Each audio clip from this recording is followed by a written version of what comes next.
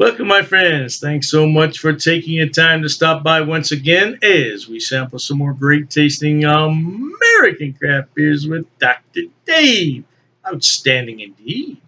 Now for our sampling pleasures and tasting delights today. Ooh, we got a killer beer here, baby. Mmm. Hopefully you can see this printing is a little dark and there's not that much light in here anymore. This is from the Hop Butcher of the World Brewery, located in Chicago, Illinois, with their recently opened brew pub. Quite lovely indeed. Oh, this is the Lady Octopus. There she is in all her glory. But she's a killer octopus. She checks in at 10.5% alcohol by volume because she's a triple IPA brewed with Mosaic Hops. Yes, indeed.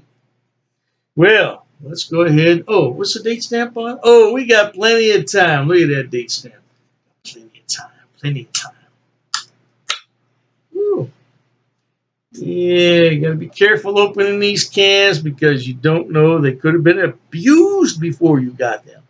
Yeah, guys in the warehouse throw them. Hey, here's a 6 pack. Here's a 4 pack. Yeah, bloody idiots.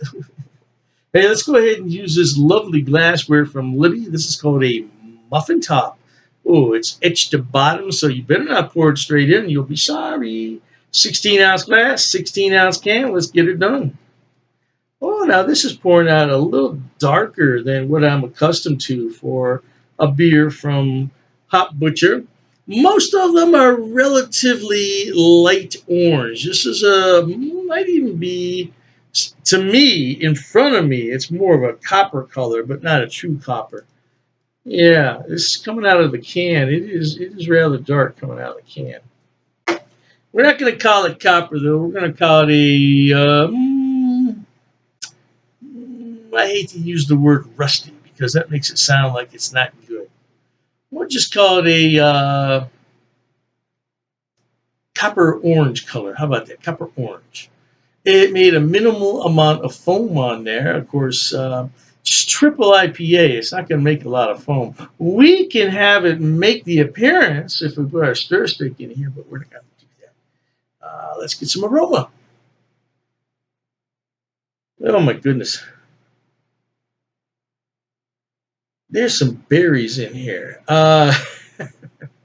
Reminds me of where I grew up. We had wild berries in the backyard. Oh man, they were beautiful. My grandmother would pick them and make a pie with them. Oh, they were so good. Mostly red berries, but we did have some blueberries. Although they weren't blueberries like you're thinking that you would buy at the store. I'm not sure what they were.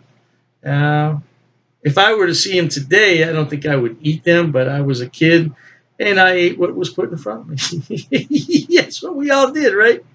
Yeah, but that's what this smells like, our old backyard, man. And it was lovely smelling in the spring and summer.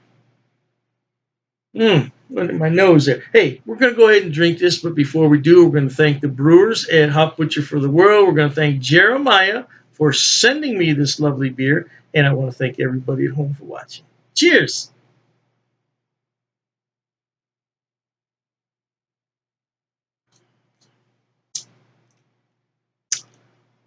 Wow.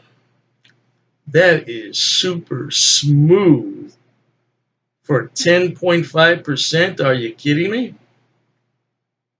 I like this beer though. It just reminds me so much of growing up. It's got berries in it, like red berries. I hesitate to say blueberries because then you're going to get the wrong impression, but it just reminds me of growing up and we had so many berries in our backyard. I'm going to stick with the red berries.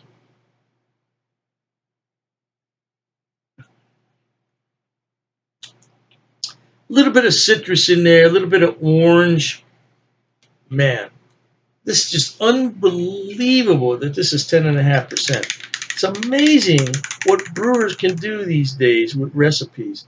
I went ahead and put my stir stick in there because when I drink a beer, especially at a brew pub, this is how I want the beer to be served. I don't want you to bring me some kind of flat looking Coors Light beer. And that's okay that I said Coors Light because that beer is flat as a pancake. And the only time that that beer has any foam on it is if it's on draft and they pour it straight in to the glassware. Of course, then it's going to have buku head. Yeah, buku. But 5 minutes later, I'm gone. Yeah, that's a nice looking beer. That's a nice looking beer. The aroma is so good on this beer.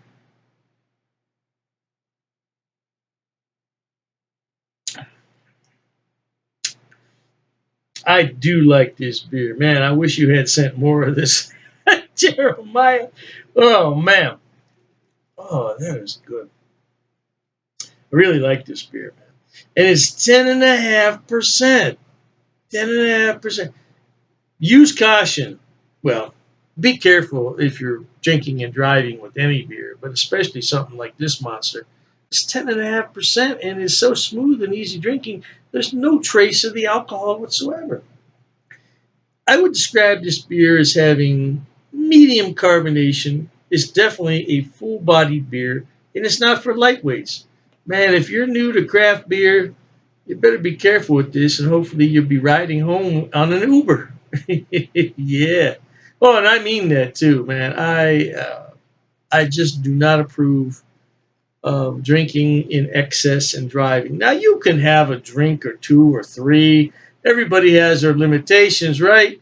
If you're sitting there over the course of 3 or 4 hours and you're enjoying yourself, you're eating with friends, yeah, that's fine. But just to sit at the bar and drink 3 or 4 of these and then drive home, and it doesn't have to be this beer. I'm talking about any beer. No, don't do it. It's not good for anybody, least of all you, because you're going to have fines, and then you're going to have that SR22 insurance. Oh, jeez.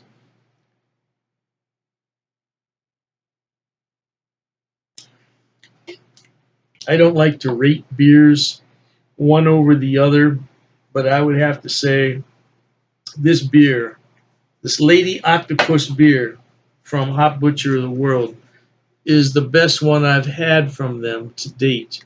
And the reason being because, can't hold on to the can, Dave, because it is so smooth and easy drinking. And I love, I'm going to say it's red berries in there. Man, just so easy to drink. Oh, man. But this is something, again, because of the alcohol, you must take your time. You may not taste the alcohol. You may say, that doesn't do anything. That's nothing. Your body knows it's 10.5%, especially my old body. Hey, again, thank you so much, Jeremiah. This beer is so good. Man, I love this beer. I bet on tap this is really killer, but I'm betting it's served in snifters as well. Yeah, because the bar doesn't want you drinking a 16-ounce pint glass on this. Oh, man. Mm. Oh, I'm going to really savor this and cherish this. I tell you what, my friends, try new things because life is short, and this beer right here is not to be missed. Check it out at the brew pub if you get a chance. With that said, until we meet next time, here's wishing all of you the very best of goodbyes. And as always, cheers.